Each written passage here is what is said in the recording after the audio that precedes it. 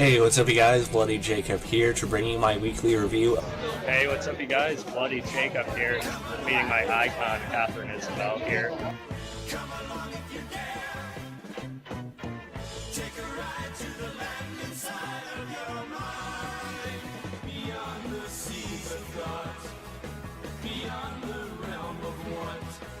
Across the streams of hopes and dreams where things are really not. Come along if you can. Come along if you dare. Have a good one. Cheers, guys. Side of your mind, but please realize you'll probably be surprised.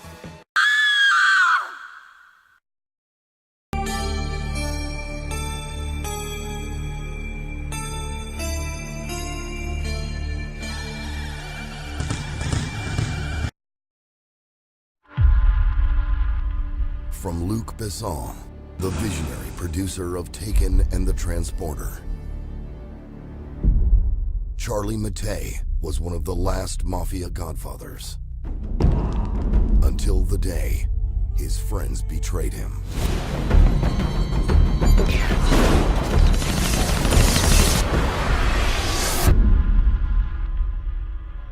Charlie Mattei, 57 ans, considéré comme un des derniers parrains de la cité phocéenne, a été transféré d'urgence à l'hôpital de la Timone. When they shot him 22 times, he forgave them. But when they kidnapped his son, he vowed to destroy them. Hey, what's up guys? Bloody Jacob here to bring another movie review.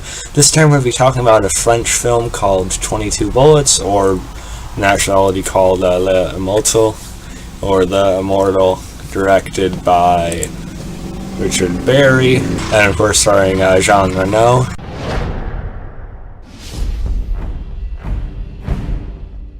Tu sais qui je suis? Je m'appelle Charlie Mattei et je vais te tuer.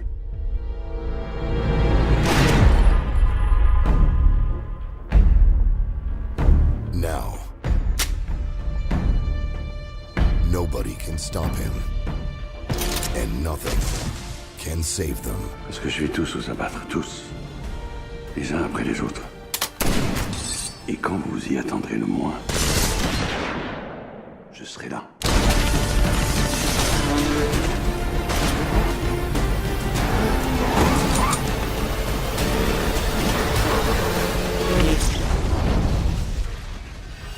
Jean Reno, 22 Bullets.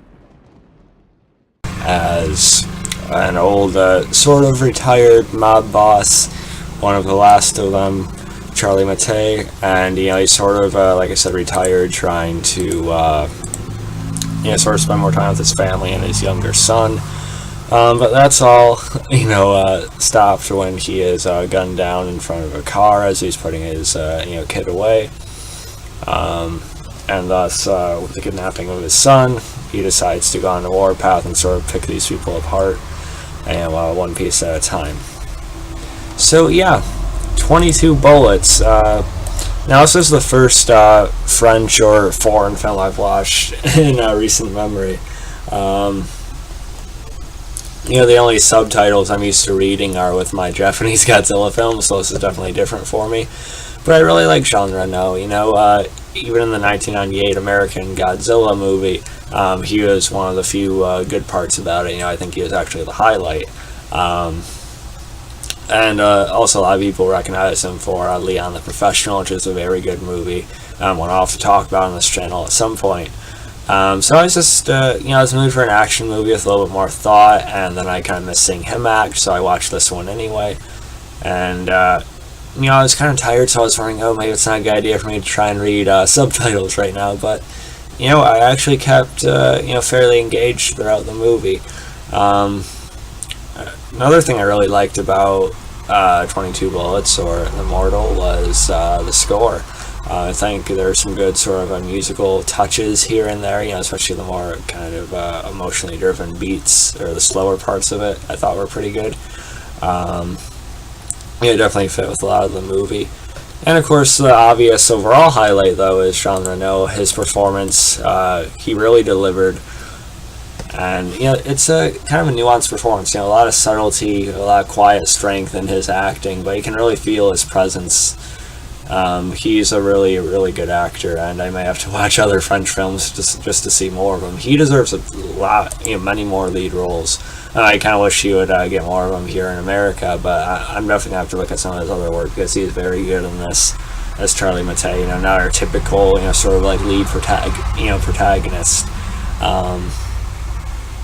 So I was rooting for him. I like that character.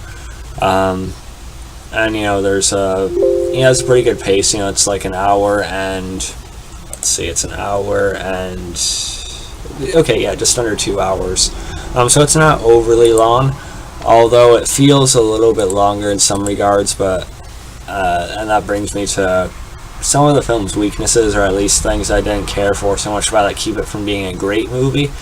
I do feel like they rush certain things, especially when he ends up getting to the head of what actually happened to him, and who is behind all that. I feel like their confrontation, while good and very engaging in the dialogue they share, this movie also does well in sort of delving into the morally gray area of who he is as a person, and if he can escape that. There's a really good conversation between him and who is behind it all at the end. But in their actual fight and physical confrontation, it feels pretty glossed over, a little bit. I feel like it could have gone on longer, and it sort of just stops.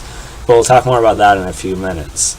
But besides that, there's also some side characters besides him that they spend time with, like some of the detectives or some of the other, criminals I didn't think were all that interesting at all, which is unfortunate. He's definitely of course he's the most compelling part of the movie, but I feel like they could have, maybe cut some of that out. I don't know. But I'm always looking forward to seeing what he's getting up to next, so I never really, it never bothered me too much, at least. And, besides that, again, my ratings are not completely based on critical analysis or anything like that. It's a combination of me trying to see films critically, but also just how much I purely enjoy them. And that's why I'm giving this movie about, before I get into some more direct spoilers, that's why I'm giving this movie about a C+, B-, somewhere in there. Like I said, I think there are a couple things that held it back from being truly great, and it sort of lost its emotional touch, towards the end of the movie, I feel like. I feel like it didn't hold on to that as much as it could have throughout. But besides that, there's a really strong lead performance by Jean Reno, and I think it's worth your time for sure. So yeah, if you haven't seen the movie, stop now. But when he confronts the guy at the end, they're interrupted by the police, and they're both taken in, and the guy's put away for a long time. That's sort of like anticlimactic result for this kind of story. You want to see Jean Reno brutally kill him or something like that. He gets close, he has the advantage, but then they get cut off. And then when he's trying to sneak into one of the mansions or the houses towards the end, he crawls to this barbed, fencing trap area. There's one shot of him, showing his desperation to get to his kid and everything, but then they show him crawling through like 2 or 3 more sets of it, so that got kind of ridiculous. But not a huge deal. That's a minor little thing right there. But yeah, 22 bullets. I think it's definitely worth a look. But don't go into it expecting to be like a Taken kind of movie or something like that. The trailer that I just played in this video does sort of mismarket it a little bit. It's not like an action, shoot 'em up or anything like that. There are intense sequences, violence and stuff like that, but it's kind of spread out. And it's more about how he, kind of the chess pieces of what he's trying to do here and how he's going about his plan. So yeah, I think it was mismarketed a little bit, at least for an American audience. So yeah, follow me on Facebook, Twitter, Instagram, like, subscribe. I'll catch you guys next time. Peace.